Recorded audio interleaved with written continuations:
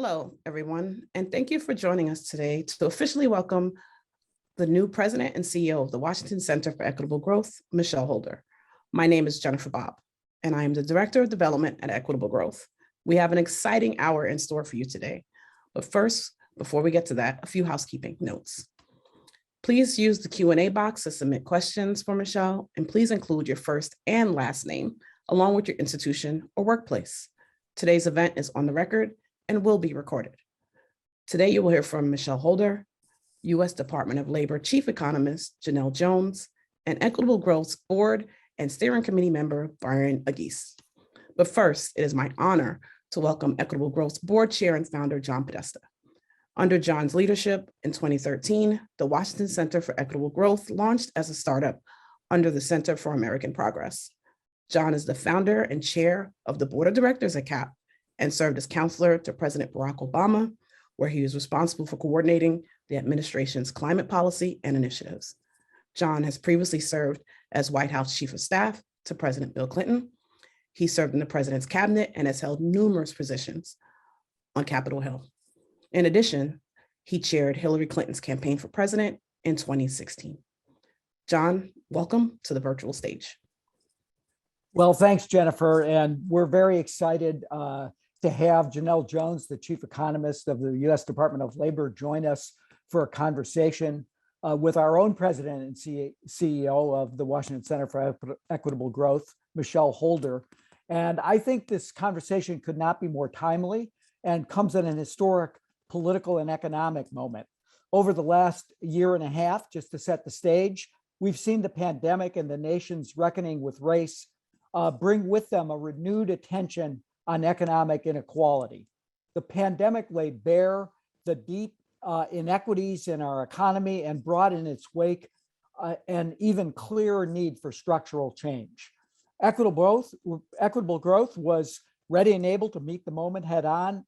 At the height of the pandemic-induced economic downturn, Equitable Growth connected scholars across the country and their research to policymakers desperate for data and recommendations to help guide their work.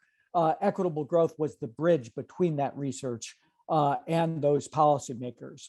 The result of that collaboration, alongside tireless organizing and advocacy work from groups across the country, was the largest public program of economic relief in the nation's history. Those policies brought immediate relief amid the recession and helped lay the groundwork for a more equitable future. And we can finally see that this more equitable future is on the horizon. The Infrastructure Investment and Jobs Act, which was just signed this week, was a long overdue public investment in our transportation, water, energy, and broadband infrastructure designed with an eye towards ensuring all Americans gain access to these public goods. It's a very strong down payment on the president's Justice 40 pledge to ensure that 40% of investment dollars go to disadvantaged and distressed communities that have borne the brunt of pollution and crumbling infrastructure over the years. And the Build Back Better reconciliation bill that's pending in Congress and hopefully will be voted on this week by the House of Representatives would represent a historic step to strengthen our underfunded social infrastructure and was informed by years of research by Equitable Growth scholars. By investing in climate change, mitigation, healthcare, housing, tax enforcement, and childcare and home care, we're taking concrete steps to bring us closer to broadly shared economic growth. But there's much more work that needs to be done, and not the least by Equitable Growth. As Jennifer noted, we started Equitable Growth with my friends Herb and Marion Sandler under the able leadership of Heather Boucher, who now serves on the White House Council of Economic Advisors. Since its inception, Equitable Growth's mission has been to advance evidence-based ideas and policies that promote strong, stable, and broadly shared growth. Over the past 8 years, Equitable Growth has grown into one of the most respected economic think tanks in Washington.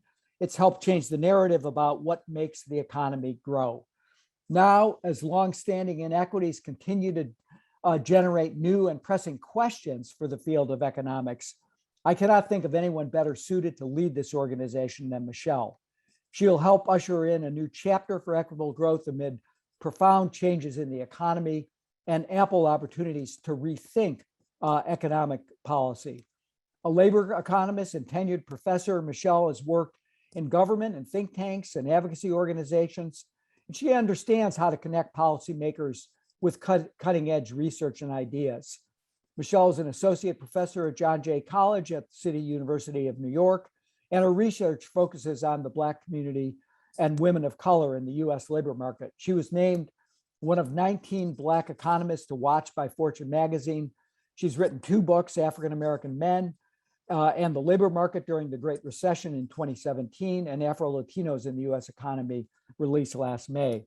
Before John Jay, Michelle spent a decade working as an applied economist in the nonprofit and government sectors, including as senior labor market analyst at the Community Service Society of New York and an associate financial analyst and economist at the Office of New York State Comptroller. She also served for nearly 7 years as the finance director at Demos. She holds a PhD and an MA in economics from the New School for Social Research, an MPA from the University of Michigan, and a BA in economics at Fordham. Her valuable perspective on the role of race and gender in the labor market will be critical as equitable growth continues to expand its areas of focus to include deeper understanding of how climate change, market concentration, and racial equity intersect with the economy. CEG seeks to understand the impact of these and other trends on economic growth and stability and translate that cutting edge research for the people in government capable of effecting a lasting change. Today, Michelle is joined by Janelle Jones. Speaking of someone who can affect that change, she's the chief economist at the US Department of Labor, the first Black woman to serve in that role. She was most recently the managing director for policy and research at the Groundwork Collaborative. And as part of the executive leadership team, she helped launch and build Groundwork, an economic policy nonprofit that works to advance an economic vision that delivers meaningful opportunity and prosperity for all. Before joining Groundwork in 2018, Janelle was an economic analyst at the Economic Policy Institute, working on a variety of labor market topics within EPI's program on race, ethnicity, and the economy, and the Economic Analysis and Research Network. Prior to that, Janelle worked as a research associate at the Center for Economic Policy Research and the Bureau of Economic Analysis. Her work has focused on labor markets, racial inequality, unemployment, unions, and job quality. Her research has been cited in the New Yorker, The Economist, Harper's, The Washington Post, The Review of Black Political Economy, and many other publications. I'm happy to note that Janelle was an Equitable Growth grantee. In July 2020, at the height of the pandemic, Janelle coined the phrase Black women best, which is the notion that since Black women are among the last to recover from economic recessions, promoting policies that focus on pulling Black women out of recessions and into prosperity will lift everyone up in the process. When the needs of Black women are centered, it ensures the floor gets lifted for everyone and economic growth can be shared by all. So it's a pleasure to welcome Michelle and Janelle. And I'm going to toss this now to Janelle for the conversation. Thank you. Thanks, John, for kicking us off, and to Equitable Growth for having me. I'm always excited to spend time with this group of passionate and brilliant thinkers and researchers. I've been a fan for Equitable Growth for years, not just because at one point they gave me money, but because they have, really led to a lot of the work that I do here at Labor. And the work that I lean on is written by their staff and grantees. And at this time, where key policy questions is how to recover and grow equitably, I'm grateful for the folks here who have already done so much of that work. And what better reason to be here than to spend time with the amazing economist, writer, professor, speaker, leader, and my dear friend, Michelle Holder. I'm so excited for Michelle to take on this role at this important time. Like many of you, Michelle has influenced my work for years and has just been an inspiration to see in the world where Black female economists are few and far between. There is no better person to lead this crucial organization at this time when its interests of research, equitable recovery and policy will make a difference that can have implications for millions of workers. But no pressure, just a small, light ask. But I will stop gushing for now so I can try to get through the 45 to 50 questions that I have on my list. But first, hi, Michelle, how are you? How's it going? Hi, Janelle. It's going great. I am so happy to be here and happy to be with you. The admiration is more than mutual. When we were conceiving of an event to, kind of mark the change in leadership at Equitable Growth, with me coming on board as it's now newish, not so new, but newish president and CEO. And we were thinking about, a conversation style event. You were the first and just about the only person that I absolutely said must be my companion in this regard, we just go back so far in terms of both being members of the National Economic Association, working our ways through our careers, talking with each other. We both did write a piece together for the Feminist Economics Journal. So I am so appreciative that you are here at this virtual table with me. But before we get into it, I just want to give a couple of shout outs. The first would be to John Podesta, who just introduced us. He is the chair of the Equitable Growth Board and a co-founder. And in fact, he is the person who hired me. So it would behoove me to thank him on that note, but actually, John has been a real partner with me in terms of my transition into the position, really behind me and doing all that he can to ensure my success in the organization, as well as the overall success of the organization. He's an amazing thinker and just a wonderful colleague. So I wanted to acknowledge him. I also want to acknowledge Byron August. I'm sorry, Byron, if I'm pronouncing your last name incorrectly, because I think Jennifer pronounced it differently. Maybe she knows how it's actually supposed to be pronounced. But Byron is also a member of the board and also part of our steering committee that weighs in quite heavily on our grant making. And I asked Byron, sort of at the last minute, please, would you close out this event for me? And he didn't hesitate to say yes. So thank you so much for that, Byron. I also want to thank the team that worked closely with me and Janelle to put this together. No woman is an island. So special shout outs to, of course, Jennifer Bob, who kicked us off, Elena Waski, our Director of Communications, David Mitchell, our Director of External and Government Relations, Sean Harrison, my research assistant, Natalie Intandi, who is our events manager, and of course, the amazing Miss Janelle Jones. I also want to make one more formal acknowledgement, which is in our audience is Heather Boucher, the former president and co-founder of Equitable Growth, who, as John noted earlier, is now a member of President Biden's Council of Economic Advisors. So I'm so happy that she was able to carve out some time, and I'm sure what is a very busy schedule to join us today. So I'm ready to go, Janelle. Let's get going. Great. I love to start with thanks. That's great.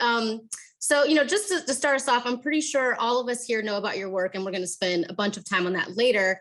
But I wanted to start by asking a little bit about your background. I know you have a really important story at the intersection of two populations, African Americans and immigrants. How does this history show up in your career as a labor economist, and how does it influence the work that you do today? Sure. I'm always happy to talk about this. So yes, I would say that I pretty much came to be a labor economist, emphasis on the labor part of that because of my mother and my father. My mother is an Afro-Latina immigrant from Central America, and she came to the US to pursue the proverbial better life, right, via work opportunities. In similar fashion, my dad, who's African American from Georgia, and being African American from the South, my ancestors on that side certainly do descend from the enslaved in the peculiar American institution of slavery.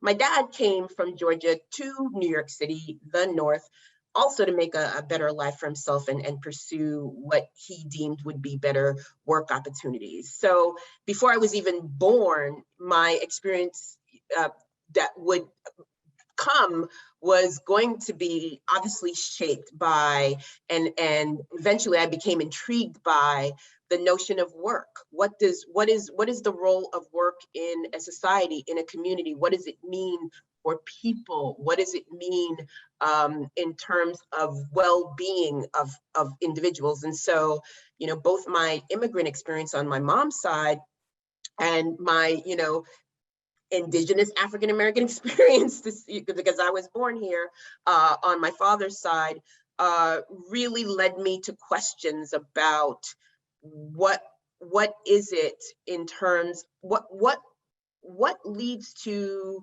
groups assuming or being accorded a more favorable position in the American workforce, and what analogously contributes to other groups not having such a favorable position. And so we do know, right, that women on average and at the median are paid less than men. We do know that Black people and Latinx people on average and at the median are paid less than white workers.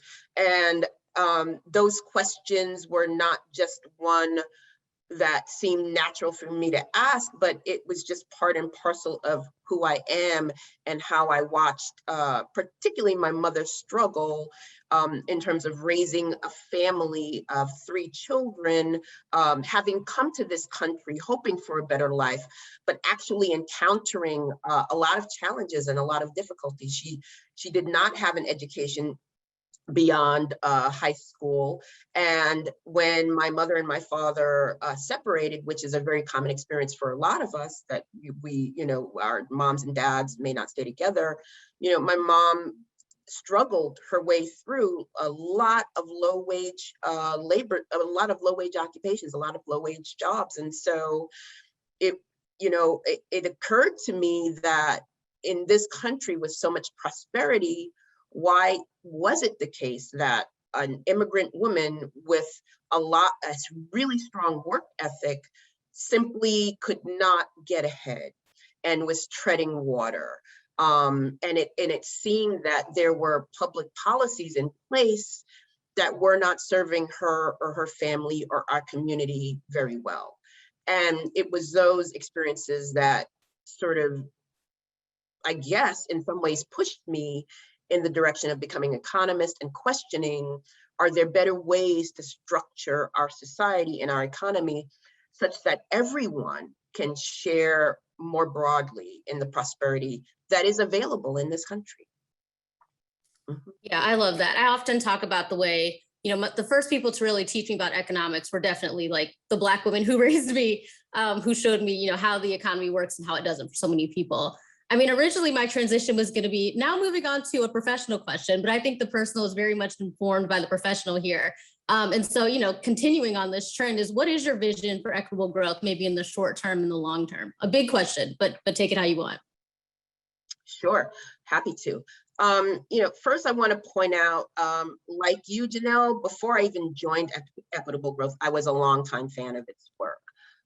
You know, the organizations being able to directly connect research on whether and how links exist between economic inequality and the inhibition of strong and broadly shared economic growth to policymakers who can actually act on those findings and proposals that emerge out of the economic research, which, right, seeds long-term structural change, is really a simple yet powerful idea. To me, a winning formula. And the policy and programmatic areas that Equitable Growth has chosen to focus on, including wages, economic mobility, family economic security, macroeconomic policy, tax policy, measuring economic growth, which we affectionately call GDP 2.0, and competition. All of these foci utilize and build on our organizational strengths and our in-house expertise. Now, the current vision I have for the organization does actually not include, in the short term, either tinkering with that formula or changing our currently existing programmatic and policy foci.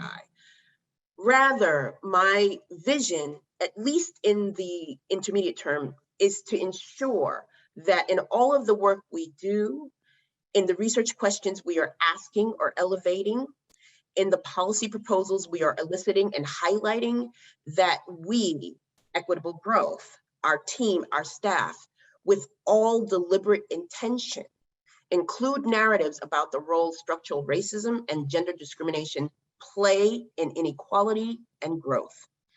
These are the specific capacities I bring to the organization. And it is these capacities that I want to muscle up in our work. But let me be clear.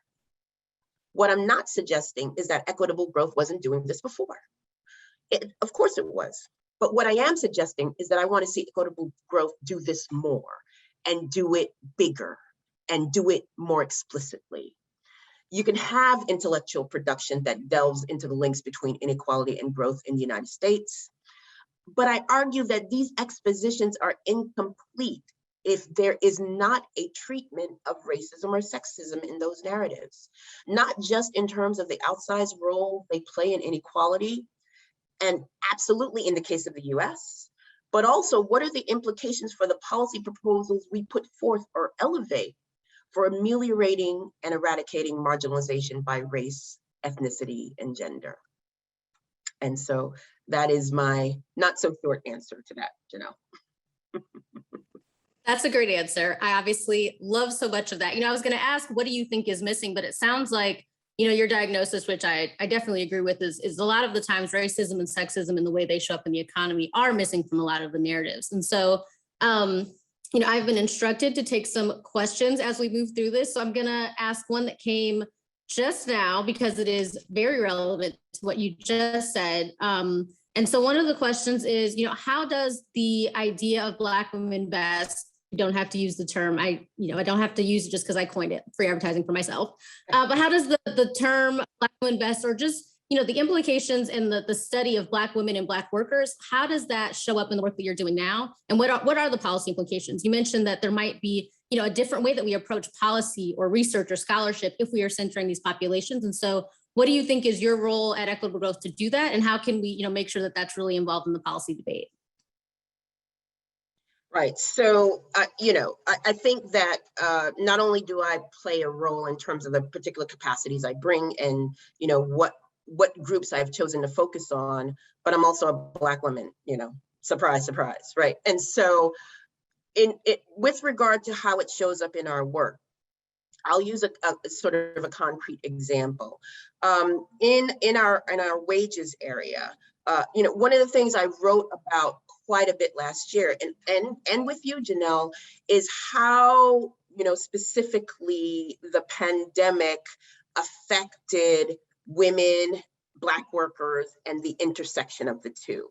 And so, one of the specificities that arose in terms of what I was looking at is, we do know that, 2 to 3 million women left the labor force since the pandemic.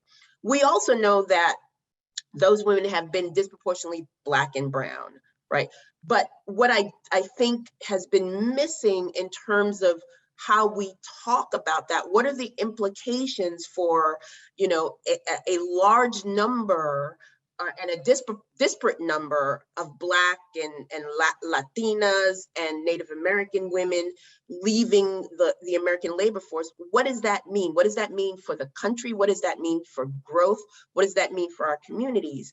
And so in the first instance, it's not good for growth. It's not good in terms of if we are as a country, viewed as the wealthiest country in the world with, strong productivity.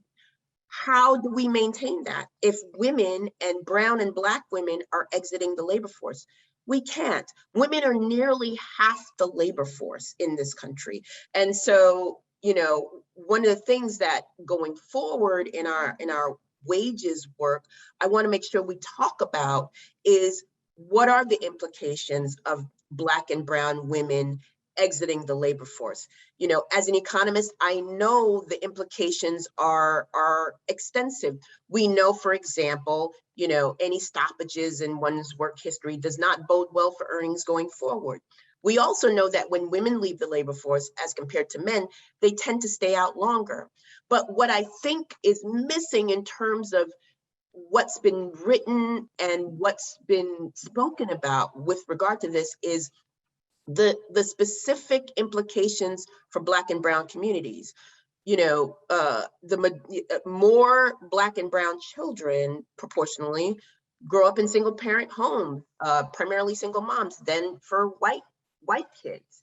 And we also know that Black women in particular tend more so to be the primary breadwinners or the co-breadwinners in their families when compared to white women. And so the exit of women from the labor force is not in general good for economic growth in this country, but it has extenuating circumstances beyond that just for white women as exiting the labor force.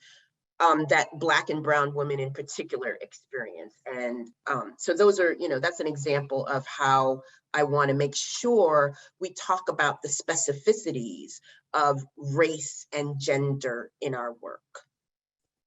Yeah, and what do you think are some of the solutions to how we do that? I think one that you've touched on and that I think, you know, equitable growth is just poised to do even more great work around is what we measure, right? It is very hard to say what is happening in Black and brown communities if we actually do not have the data to talk about it. I know some of the work you've done and one of our colleagues, Rhonda Sharp, has done, you know, a ton of work on looking at, you know, what, I mean, I think I saw the quote today on Twitter, what hides in the aggregate or the details that hide in the aggregate. I might be getting it wrong, but it's definitely Rhonda who said it. So, you know, what are some of the solutions? I think measurement is one, but I'd like to hear what you think else could really make a difference here. Yeah, so in thinking, and I am going to use the term Black women best, Janelle, because I think, you know, that paradigm is absolutely brilliant. And I think it's brilliant in the following way. If, you know, in a concrete way, when we talk about policy proposals, when, you know, policy proposals are being discussed and debated on the Hill and in the administration, what they are looking at in terms of problems they are trying to solve they're looking at aggregate numbers, right? They're not looking at necessarily what is happening specifically in the Native American community, what is happening in the Asian American community. They're looking at, you know, what's happening writ large. The issue is that, or I should flip it, if instead the indicators being looked at are really disaggregated. So for example, you know, when the Fed is targeting, you know, its monetary policies in looking at where does the unemployment rate stand, right? If as an indicator, you know, the Fed chose to look at Black women's unemployment rate, one might imagine that a much clearer picture would emerge in terms of what's going on for the most marginalized in the United States. And so if, for example, in terms of the policies being put forth on the Hill in the administration, if they are looking at indicators like Black women's unemployment rate, Black women's poverty rate, the food insecurity rate among Black women and Black families, here's the thing. In their policy proposals, if they are centering indicators like that, they are absolutely going to capture the needs of the working poor. They're going to capture the needs of the working class. They're going to capture the white working class.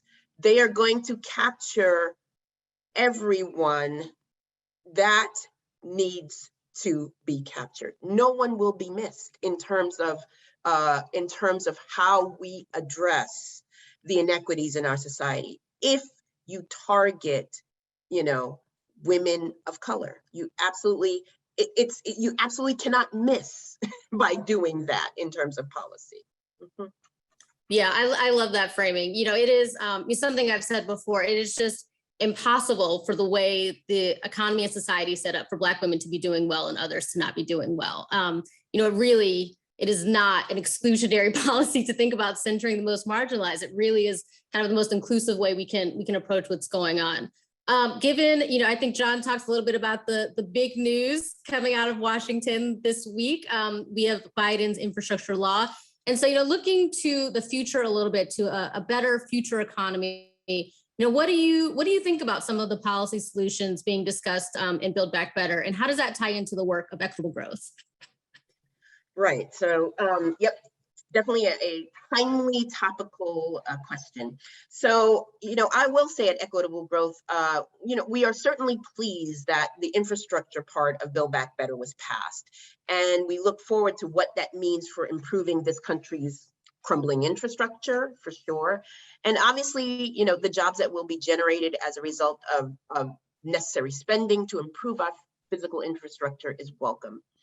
Though my hope is that workers of color, as well as women, will have equitable access to the kinds of infrastructure improvement jobs that typically in this country tend to be primarily dominated by white non-Latinx men. So one thing I believe we need to maintain a lens on is, which groups are actually the beneficiaries of job creation coming out of the infrastructure part of BBB.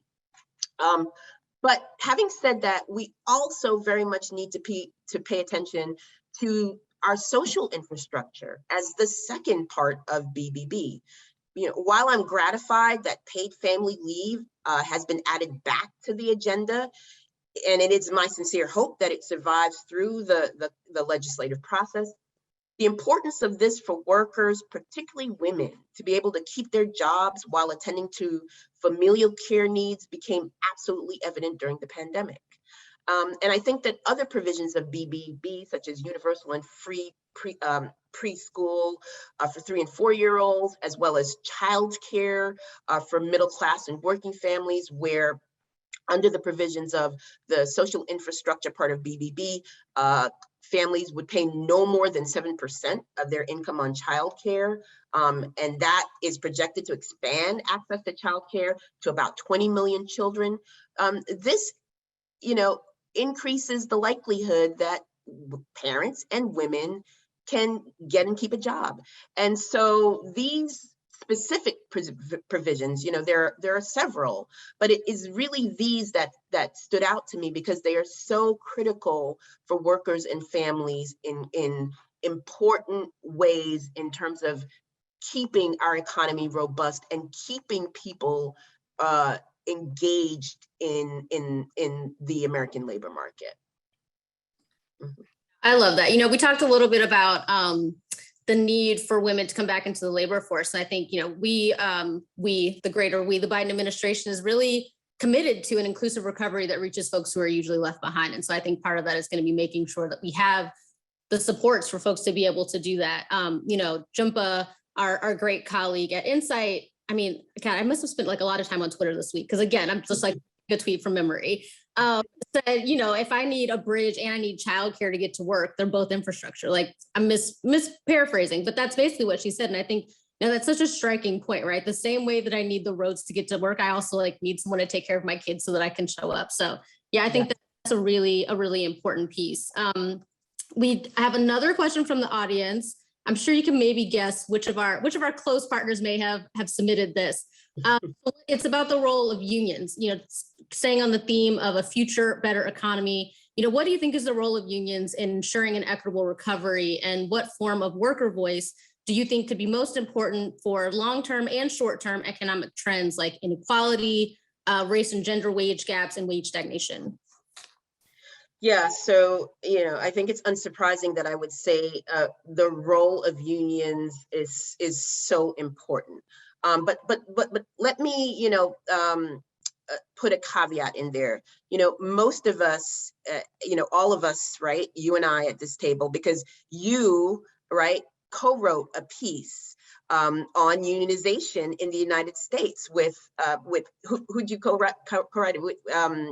Was it John? Yep, with John Schmidt, and then some work with Valerie Wilson. Yep, that's right, John Schmidt. I don't know if he's here today, but I that piece was a seminal piece, and so one of the things that was clear from that piece, both in terms of the narrative and the visuals you provided, is, you know, how unionization rates in this country, both in the public sector and the private sector, has been on the decline. And, you know, with the real turning point happening, I think it was in the mid-'80s when former President Ronald Reagan really broke the back of the union movement in terms of the air traffic controllers who were on strike. And he was unyielding in terms of negotiations with them. And so that was a real sort of, you know, challenging period for unionization in this country. Having said that, though, I still think that the role of unions is so important in terms of being able to act collectively, for folks to be able to act collectively, for workers to be able to act collectively. And I will say that I think this period in our history, in the US history, in terms of what happened last year with the pandemic, with the murders of African Americans, you know, with the sort of exposing these deep fissures in our society, I think this is a time where workers, thankfully, are understanding that they are a lot more valuable than their employers have sort of led them to believe. And it is my hope that there will be a resurgence in terms of the union movement in this country. And I think we've seen some of that, particularly in terms of working class jobs, you know, low wage workers. I think those, you know, when last year, when we talked about essential workers, right, we weren't just talking about mid-wage workers or high-wage workers. We were talking about the cashiers, the cooks, the delivery personnel, you know, all the folks that make our lives, you know, more enjoyable, that, you know, give us this, you know, quality of life that we want in this country. But prior to the pandemic, we weren't recognizing really how important these workers were to us feeling good about ourselves and our lives and enjoying ourselves. And so it's not just that they, you know, help us achieve a better quality of life. It's also that, you know, they help us live better, period. And in that way, they are essential, they are necessary. And certainly, you know, when we had people who couldn't get out, you know, the elderly, the disabled, it wasn't that these workers were just sort of improving their quality of life. These workers were actually necessary to the survival of those types of people. And so it is those workers, I think, thankfully so, that recognize their value in this country and are asking in return for decent wages, decent work conditions, you know, protection in their jobs in terms of hyper exposure to the virus. And we see that these workers are actually able to extract that right now. And so in sum, I would say that I am so glad that even though unionization in this country has been on the decline for the past few decades, I think this is a time where workers are reorienting themselves to collective behavior and collective, you know, demands for what they deserve and what they rightfully earn. So I would say that's my answer to that question. A great answer. I could not agree more. And, I think I framed it in terms of long term, but in terms of short term, we're also seeing that it really makes a difference. I mean, I think, this audience in particular has probably read that fantastic UPS FedEx piece that shows that employers that are unionized they're not having the same problems hiring. They're keeping their workers, they're having, they also have better working conditions, they're better safety on the job. So it really does make a difference, not just for overcoming this hump that we're in right now, but for long term. And so I think that really makes a difference in terms of how we solve this problem. Another question, I think we just have to talk about, I'm not even going to say what they were calling it. I'm going to call it the good job shortage, which is a phrase coined by my colleague Angela Hanks here at DOL. And, I'd love to get your thoughts on kind of this debate, what you think is going on. We talked a little bit about women, about labor force participation rate, about workers of color. So yeah, I just would love to get your thoughts and ideas on, what is this debate really about, kind of the diagnosis, and then what are some of the solutions? And I think some we've already mentioned here. Yeah, sure. So I would love to jump into the fray of this because, I have to say, it's really difficult for me as a labor economist in this country to say there is a labor shortage here. While, Michelle, you can't say it. You can't say the phrase. We're not saying it. It's not allowed. Call it something else. Thanks. While while I will acquiesce and say there may certainly be regional variations in this regard, right? The fact is that the number of people in the labor force compared to February of last year, when the effects of the pandemic really began to slam the American workforce, it's down by 4.6 million people, nearly 5 million people. There are also over a million, from 1.3 to 1.6 million people in this country who say they are prevented from looking for work due to the pandemic. That could be childcare concerns, that could be other familial care concerns, that could be, fear of exposure to the virus and bringing that back to their families and their communities. There could be a number of reasons why, these over 1 million people report that they are prevented from looking for work due to the pandemic. But the issue is that clearly we have not gotten the pandemic completely under control. So from my perspective, there are people out there who are able, willing, and can work if, number one, they are provided, the right protections in their jobs in terms of exposure to the virus. Number two, if they are paid enough to be able to afford healthcare for those workers and their families who have children, right? So there is, from my perspective, there is not, in the aggregate, I will say that, in the aggregate, there is not a labor shortage. What there is a shortage of, and this is something you've already said, Janelle, there's a shortage of good paying jobs. There are a shortage of good jobs, period. That's what we need. And this is why employers are now responding in a fashion where they have to offer better wages. They have to offer better work conditions. They have to offer more flexibility in terms of, are there occupations where, one can work from home.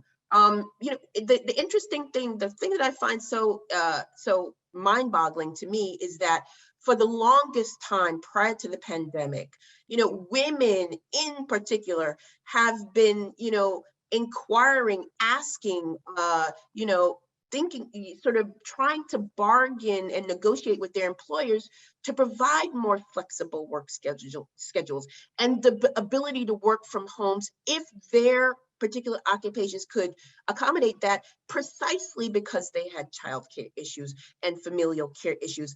And there was always the pushback that no, you are really needed, 9 to 5, tethered to a desk, tethered to a physical office. And what was shown in the pandemic was, wait a second, that's not actually true. There are a heck of a lot of jobs out there that can be done occasionally from home. This is not to say that there are a lot of jobs out there that cannot. Obviously, there are those jobs where people are required to be on site, where they cannot work from home. But we are a service sector economy. Most of the jobs in this country are service sector jobs, and quite a bit of those jobs can be done from different locations, not one physical location and one physical desk. And so, I am so glad in some ways, it's unfortunate that the pandemic, something that was so detrimental to our country, to the world, that resulted in 700,000 plus deaths in this country alone, those deaths being disproportionately Black and brown folks, right? It is so unfortunate that it took something like that for workers and employers to reorient themselves in terms of we need a better way of, paying people that do the jobs we need done. We need a better way of accommodating the needs of workers and their personal and familial responsibilities. There are better ways to do it. And it's unfortunate that it took a pandemic for this to be exposed, but at a minimum, it was exposed. So. Yeah, I agree, right? This great reassessment that we're seeing of the relationship between employers and employees is something, I hope really has long-term implications for how we think about our relationship to work. I think workers are seeing, what they can and can't take, what they're willing to stand by and do and what they're not. Just like this magic trick I've been seeing that's been helping is raising wages. That's something, I don't think that's a secret. The other thing that always strikes me about this debate is that Black unemployment is 8%. Right. So it's not that there's no one looking for work. I think, as we know, like, to be counted in the unemployment rate, you have to be actively searching. So 8% is very high. And if that was the unemployment rate for the nation, we would be screaming and running around like our hair is on fire. But that's what it is for Black workers, right? Like, they are still lurking. So there are people who are definitely looking for work. But yeah, I think your answer really sums up a lot of the threads happening here. The overarching one being COVID. We are just not going to get a full economic recovery until we get the pandemic under control. I can't believe we're running out of time. I'm not gonna think about it. So another question is, how would you like to partner with civil rights organizations, especially those that sit at the intersection of economic justice and racial justice? Yeah, I mean, Equitable Growth is always in search of collaborative arrangements with all kinds of organizations, including civil rights organizations. And so it would be absolutely phenomenal if there are, audience members who work in some civil rights orgs that want to partner with us. I definitely encourage you to reach out. We, as I stated earlier, in terms of giving shout outs to my team, no woman is an island. Similarly, no organization is an island. A lot of the work we do, we refer regularly to the work done by colleagues across the board, the Roosevelt Institute, EPI, CBPP. I could go on and on, the Institute for Women's Policy Research. CAT, of course, the Center for American Progress. The New America, it was called the New America Foundation, but I believe it's now New America. We regularly refer to, highlight, the work done by other organizations. We actively seek out partnerships. And so if there is anyone in the audience that is part of a civil rights organization that wants to partner with us in terms of, the new, not so new, I would say, but the capacity that I want to raise at our organization in terms of, making sure we focus on, we center the issues of structural racism and gender discrimination in what we do, please reach out. Please reach out. Great. I do love that. The think tank space is just full of some of the best people doing some of the best work. I come from that space. I've spent a lot of time there, and really just, inside the federal government have just like really relied on the work that folks outside have done. Let's see, another question. Someone asked a little bit about, what your research has shown for women of color in particular, in terms of care work, and how that is impacted by the research that you've done. Right. Well, so, the one thing that definitely emerged in terms of the research I've done on women of color, which pretty much centers around work, employment, and wages. But, the thing that emerges with regard to the care economy is that the needs of Black and Brown women with regard to, care infrastructure is just simply greater than it is for white women. That is the situation, the scenario. As I indicated earlier, I'll add, more specifics to it. About 66% of Black children, grow up in single parent homes, primarily single moms. between 40 to 50% of Latinx and Native American children grow up in single parent homes, again, primarily single moms. This is compared to about 25% of white children. And so, and these stats come straight from the Annie E. Casey Foundation that does a lot of research on childhood poverty. These stats are very clear in painting a picture that the sort of the care needs of women of color in this country are quite specific, not just to their gender, but to their race and to their ethnicity.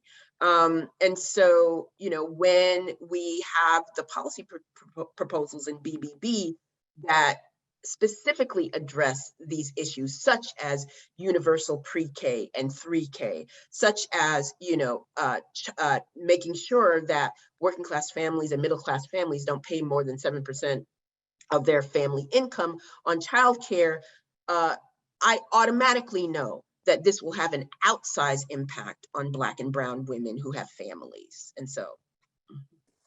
That's a really good answer. Okay, you have 30 seconds. That's it. That's all you have is 30 seconds to tell me, what is your vision for what makes the economy grow? My vision for what makes the economy grow is to provide decent, well-paying jobs with decent work conditions for people in this country. That is my vision right there. I'm a labor economist. It's no surprise that's what I would say, right? So that's my answer. I mean, elegant in its simplicity and just accurate. I love that. Michelle, thank you so much. This was so great. As usual, I learned a ton. I had the best time. It has just been an honor and a privilege to share the stage with you. And I'm so excited for you to be Equitable Growth's new leader. This is great news for the organization, for research, for policy, and for everyone who cares about how economics can make people's lives better. I know I'm not alone in saying how excited I am, and there's other people to share it. So now we're going to transition to a video with some special guest appearances. Thanks, Janelle.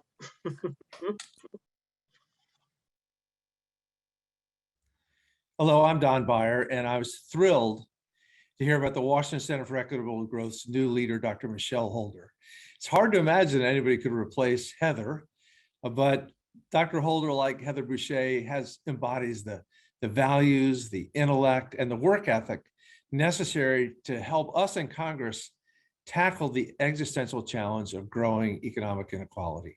Equitable Growth has long been a very reliable source, a great partner for critical research and policy ideas for the Joint Economic Committee. And we really look forward to watching Dr. Holder explode into this wonderful new job. So welcome to the job, and wishing you and the Center for Equitable Growth great success. The Washington Center for Equitable Growth is lucky to have Dr. Michelle Holder newly installed at the helm. My staff and I have worked closely with Equitable Growth for many years on the critical economic issues of our time, like income inequality and stagnant wages, and the solutions like access to 12 weeks of universal paid family and medical leave and affordable, accessible childcare. Economist Heather Boucher has been a critical pillar of its foundation, and I am excited to see where Michelle takes the organization next. I look forward to working with Michelle and her team in the days, weeks, and years ahead to combat inequality and to spur equitable growth. It is my great pleasure to welcome Dr. Michelle Holder into her new position as the CEO for the Washington Center for Equitable Growth. The Washington Center for Equitable Growth is an organization that, by way of scholarship and research, has long promoted and been committed towards justice across class, race, and gender.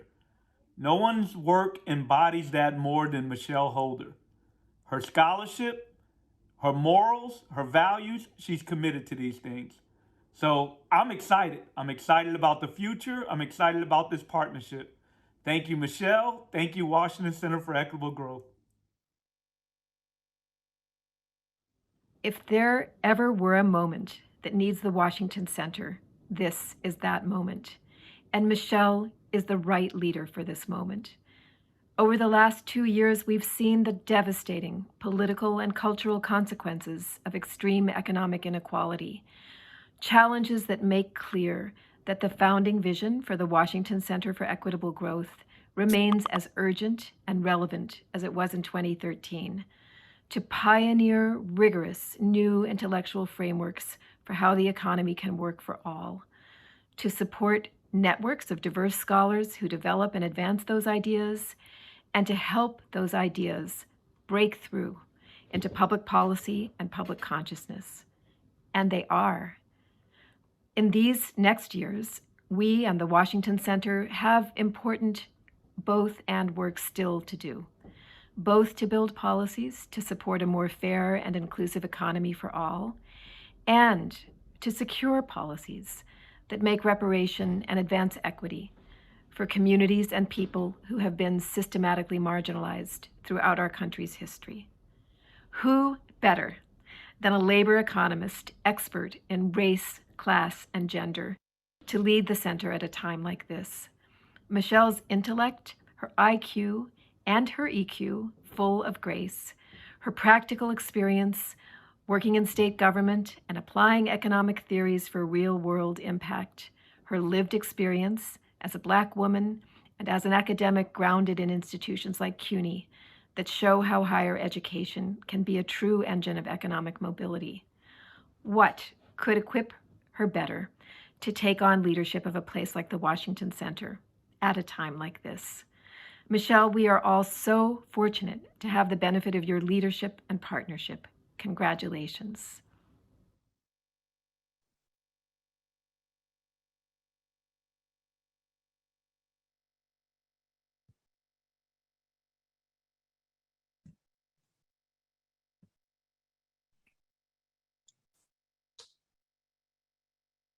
Hi, Byron.